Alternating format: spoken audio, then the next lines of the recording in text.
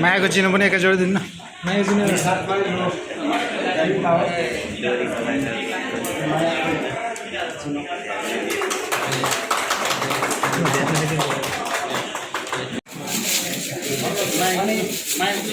मायाको चिनो एकैचोटि यो मायाको चिनो पनि अहिले अहिले एकैचोटि